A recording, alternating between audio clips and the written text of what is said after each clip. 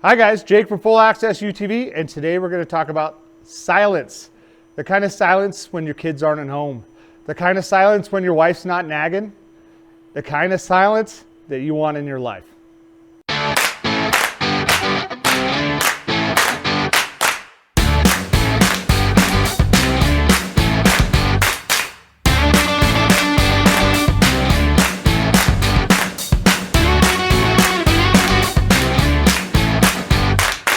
All right, guys, so on a serious note, the KRX 1000 is no different than a Polaris and a Can-Am when it comes to shocks and things. The KRX is better because it has a true secondary stop and a slider, unlike a Polaris and things. But one of the things that people complain about is they always want to know what the sound is, and I hear this and I hear this and I know what it is. And I'm going to show you guys that today, and I'm going to kind of show you guys how to fix it.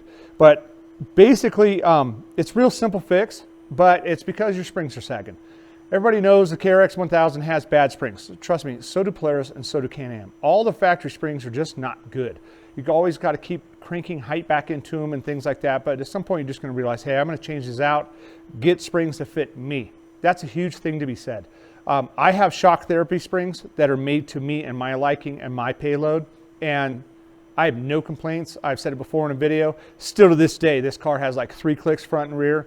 I mean, I did 30 minutes of shock tuning and I can't believe I never got into the shocks. It blows my mind how amazing this car rides.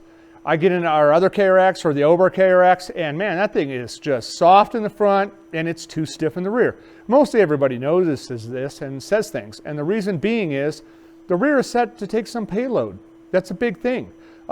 People want to hold a lot more gear or be able to throw a trailer on the back or so on and so forth. Hey, but if that's not you, change your springs. Don't go with just a different secondary spring on top to get your height back.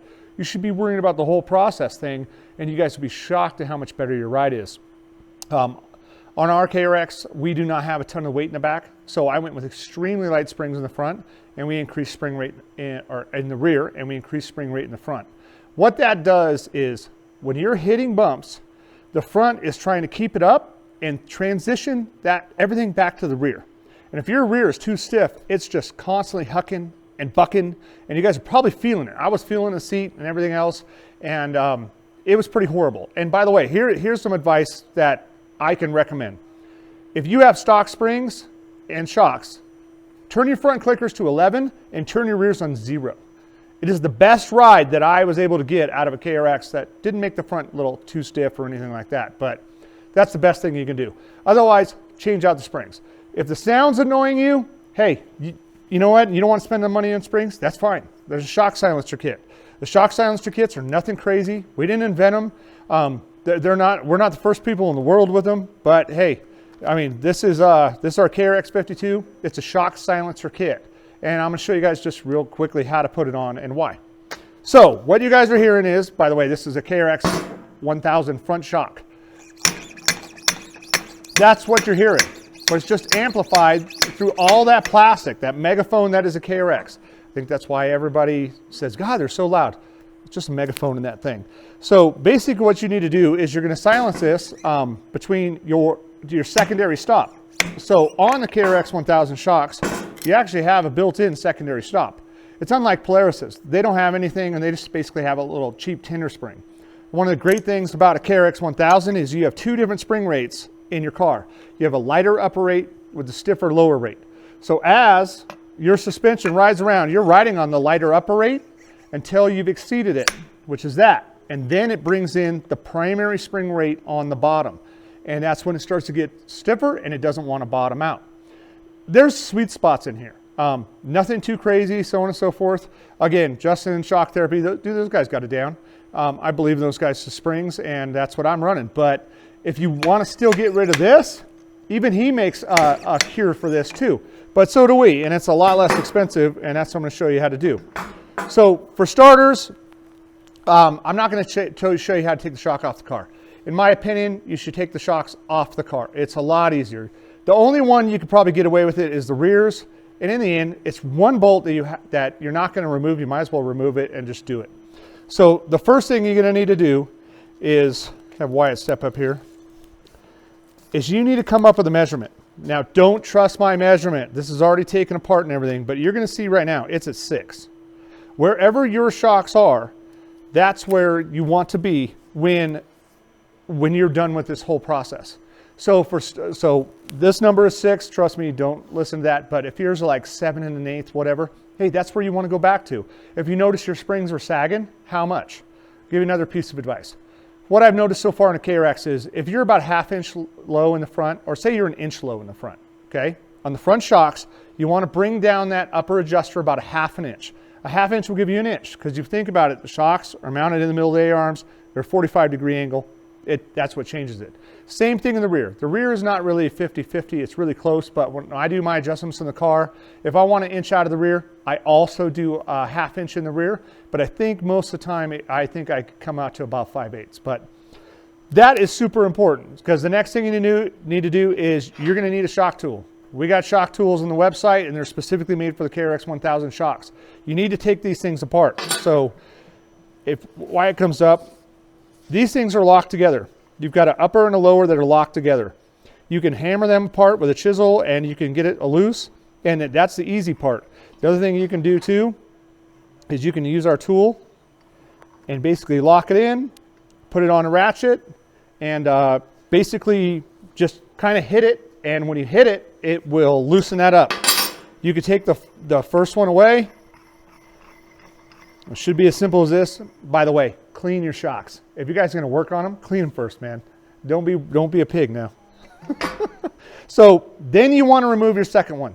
This is where you're going to have a lot of problems. Okay, we have a shop spring compressor, and we lock it in, and it sandwiches everything so we can remove everything. You need to remove the lower cup to get the springs off of the shock. It's not a nasty process, not a huge process. You can go to a local auto parts store. You can rent some coil spring compressors, this and that. There's even tricks that I've done before where you use a 1 inch ratchet strap on one side and the other, and you compress those springs just enough that you can actually remove that lower slider off of the bottom. And once you've done that, you can remove both springs off the shock. Once you've removed both springs, you go to install our slider. But let me say it again. Know your measurement here. And another thing to say too is the secondary adjuster, which is this one here. This one is also adjustable with our shock tool, and it'll lock in, and you can lock it and hit it and move this one too. But most people are trying to get ride height back in a KRX, and a lot of people ask me, most people don't know about the secondary adjuster and what to do about it. But I think for most people, just adjust your top. You're bringing it back kind of to where stock was, so let it work there. As you get further into it and other things, if you notice more and more problems, my honest opinion is change your springs other than just a secondary adjuster. But you don't need to mess with that one too much right now. So right now, measure your top, be done with it, take off your springs, and then you install our silencer. Real simple little thing to do.